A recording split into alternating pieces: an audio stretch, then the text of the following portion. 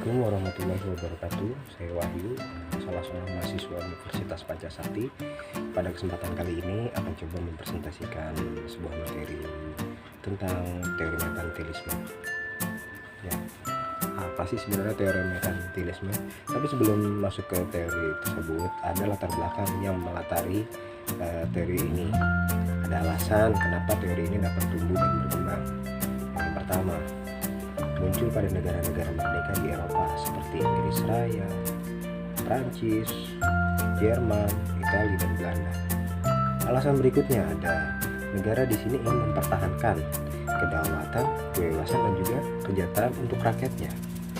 Poin berikutnya ada diperlukan kondisi ekonomi yang begitu kuat untuk bertahan hidup. Nah, pastilah sebuah negara membutuhkan kondisi ekonomi yang baik agar bisa mengayomi rakyat-rakyatnya atau halayak umumnya. Yang berikutnya yang menjadi kata kunci dari merkantilisme adalah logam mulia. Di sini logam mulia ditentukan sebagai ukuran standar kemakmuran suatu negara. Makin banyak logam mulia, makin kuat juga suatu negara itu memiliki standar kemakmuran yang tinggi. Terus yang terakhir ada membuka jaringan komersial, meliputi pengiriman, eksplorasi, dan pembukaan area baru. Coba masuk slide berikutnya. Adapun ide atau gagasan yang dikerjakan pada teori tersebut. Pertama, emas dan perak di sini itu bentuk kekayaan yang paling disukai, sehingga ekspor logam mulia atau emas sangat dilarang. Berikutnya ada negara harus dapat mempromosikan kegiatan ekspor dan kemakmuran dengan merugikan negara lain. Nah, sebagai imbasnya dari teori di sini, mengekspor barang dan jasa, namun sudah pasti otomatis mengeruk kekayaan negara tetangga atau negara yang dijadikan sasaran paham ini. Berikutnya adalah negara harus mencapai surplus maksimum dalam kebijakan ekspor impornya. Ada kolonial, monopolisasi, perdagangan harus dilakukan secara ketat untuk menjaga keabadian koloni-koloni yang saling bergantung dan saling terkait. Di sini ada oposisi terhadap tarif, meliputi pajak, pembatasan internal mobilitas barang. Poin berikutnya ada memperkuat pemerintah pusat untuk memastikan bahwa kebijakan di sini dapat berjalan dengan baik atau sebagaimana mestinya. Yang terakhir adalah pertumbuhan populasi yang tinggi di sini dikombinasikan dengan sumber daya alam.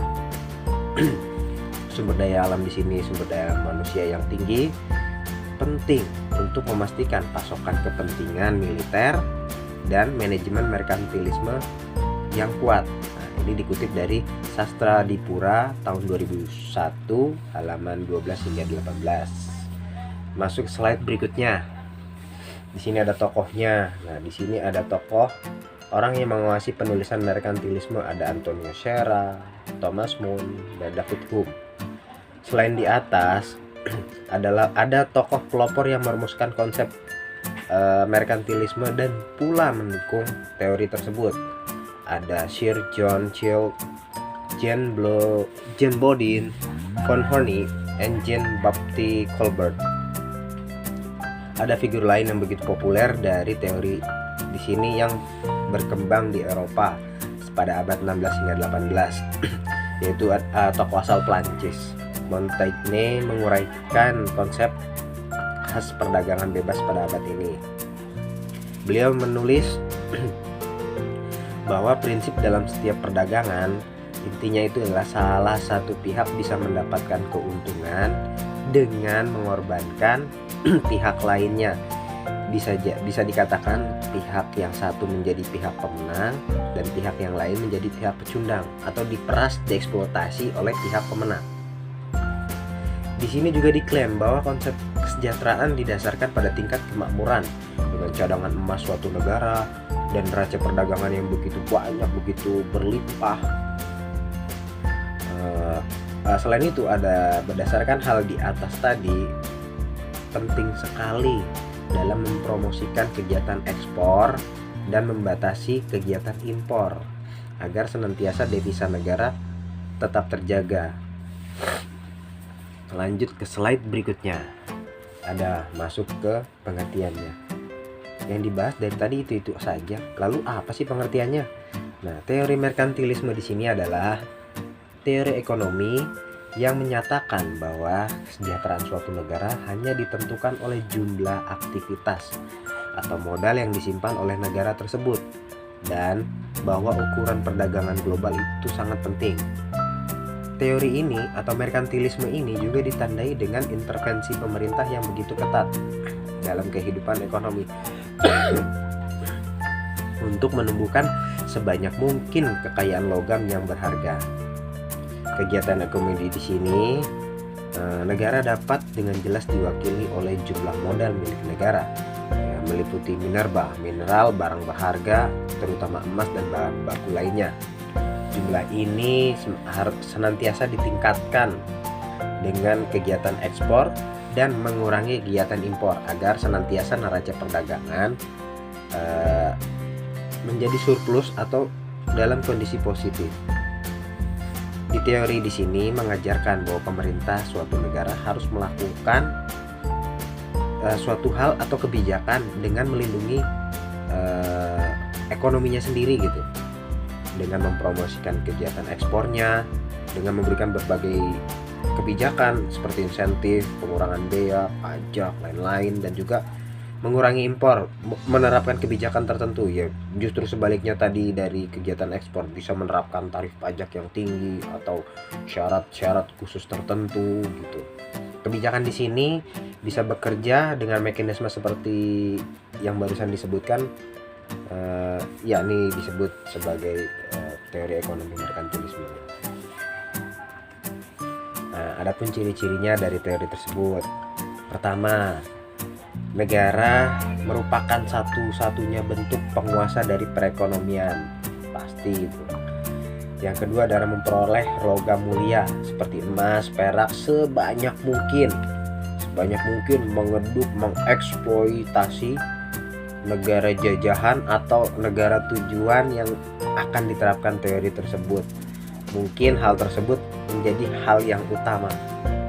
Poin berikutnya adalah fokus pada neraca perdagangan agar senantiasa surplus positif, yang merupakan bentuk perolehan keuntungan yang besar dari perdagangan luar negeri. Terakhir, memunculkan suatu kebijakan-kebijakan yang bisa menunjang keberlangsungan sistem ini. Lanjut, selain pada ciri-ciri, kita masuk ke tujuan merkantilisme. Tujuannya di sini ada beberapa tujuan. Yang pertama, membuat koloni di luar negeri, membuat sekutu di luar negeri. Yang kedua ada melarang koloni berdagang dengan negara lain. Berarti dalam hal ini ketika sudah muncul kesepakatan atau kesepahaman MOU antara kedua belah negara yang saling terkait, tidak bisa salah satu pihak memutuskan kesepakatan secara sepihak, tidak, karena sudah terikat. Makanya dilarang berdagang atau melakukan kegiatan perdagangan kepada negara-negara yang lain. Ya. Di sini adalah monopoli pasar dengan pelabuhan utamanya. Poin berikutnya ada melarang ekspor emas dan perak, termasuk juga dalam bentuk pembayaran.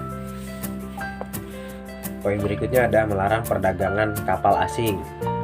Ada lagi subsidi ekspor, promosi produksi melalui penelitian atau subsidi langsung.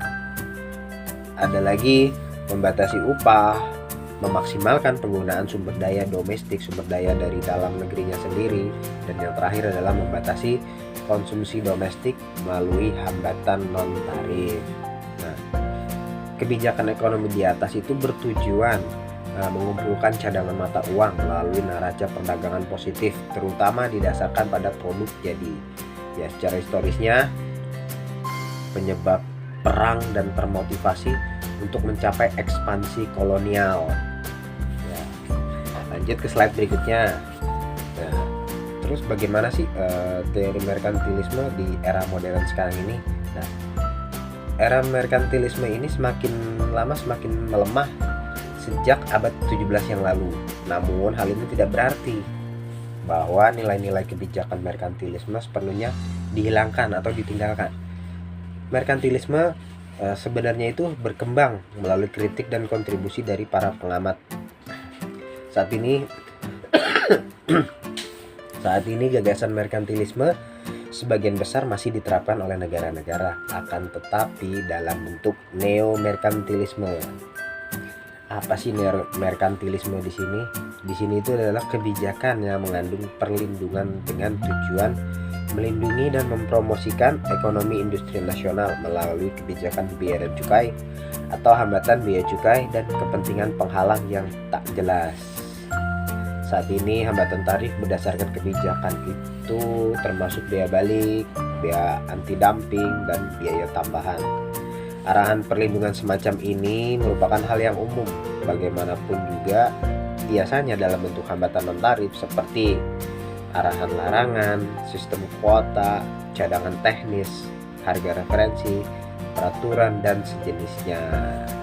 Ya, saya kira itu merupakan slide terakhir yang bisa saya coba jelaskan. Akhir kata saya akhiri dengan wassalamualaikum warahmatullahi wabarakatuh. Mohon maaf bila dalam penyampaiannya banyak kekurangan dan keterbatasan, meliputi juga kalau penjelasannya kurang merinci lebih detail tentang teori ini. Saya juga terbuka untuk saran dan masukannya. Terima kasih.